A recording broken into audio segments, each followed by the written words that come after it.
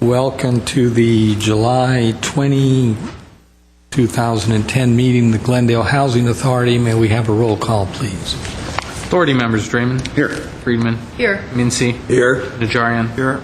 Brazian. Here. Weaver. Here. Chair Quintero. Here.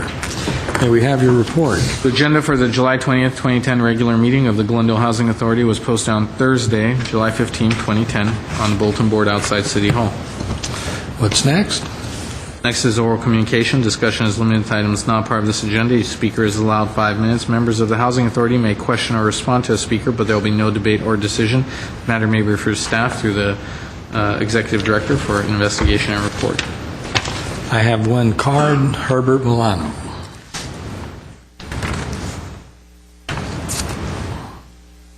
Good afternoon, Housing Authority Chair Quintero, members of the Housing Authority, and city staff. My name is Herbert Milano. I understand that perhaps this evening you will be submitting or presenting the quality of life indicators, or maybe it is later this month. And I wanted to add a couple of things concerning the quality of life indicators that has been recognized now for quite some time. One of those is childhood obesity, and a related issue of childhood obesity, which is the access to recreational facilities in southern Glendale. It was about 7 years ago, I think, when I went before the Charter Review Committee on a hot summer day like it is today, and basically made the statement that residents of southern Glendale generally do not get the equivalent services with regard to a proper recreational facilities, because the way we have our elections do not allow for proper influence of all these individuals in southern Glendale to have sufficient impact in the elections, the way it is structured. Needless to say, my comments were not taken very well. Eileen Givens was the chair, and she tried to dismiss me right away. It was one of those first experiences that I had with someone at a commission or a committee basically being quite rude in my approach or in an answer to my question. And here's the issue that I have, is that back then, we did not have an aquatic facility for youth. It was an extremely hot summer day, and I said, residents have to go to Los Angeles or to go to Pasadena to have access to a public facility. Why can't our kids have a similar type of investment made and have their priority met in that manner, in that fashion? And it is since that time that I've learned a lot more about how the city puts its priority in place. We recognize in 2000 the need for the proper recreational areas through a report, which was the State of Open Space and Recreational Facilities in Glendale that came out in the year 2000. In the year 2001, we had another extensive report on the status of youth in Glendale. And those reports stated, these are the goals that we have, this is the current state in which we're in, but the city did not execute on those recommendations.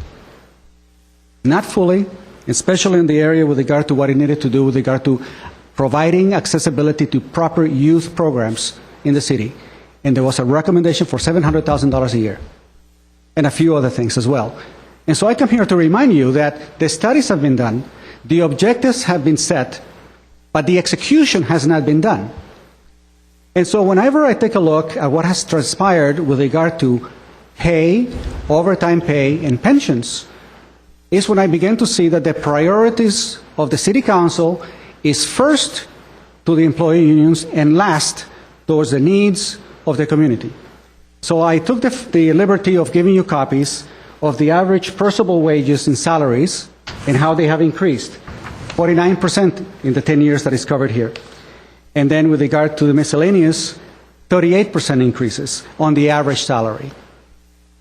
So we have roughly about $69 million a year that we spend now than we did 10 years ago, without counting the increases of overtime. And here's my problem. The economy may go down, we may have unemployment, we may have all kinds of setbacks, but payroll, pay, and pensions always increase.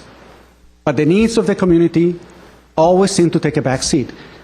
Now, how are we going to address the problem of childhood obesity if we do not provide adequate, and I mean adequate, not a mini park, adequate facilities for kids to get involved, and what is the shortage?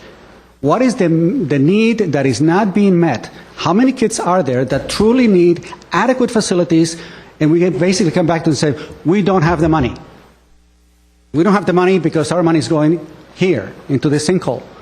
How can we in good conscience say, you can retire on $180,000 a year, adjusted for inflation for the rest of your life, but we will not fund properly the needs of the community from which the taxes derive? And that's why I come here to remind you that at least someone is paying attention, someone is looking at the data, and someone wants to hold you accountable to the policies and to the studies that were made years ago. The intent was there, but the execution was never done. Thank you. Okay, next, please. Next is authority member and staff comments. Are there any staff comments or authority members? Okay. I move we adjourn. We are adjourned.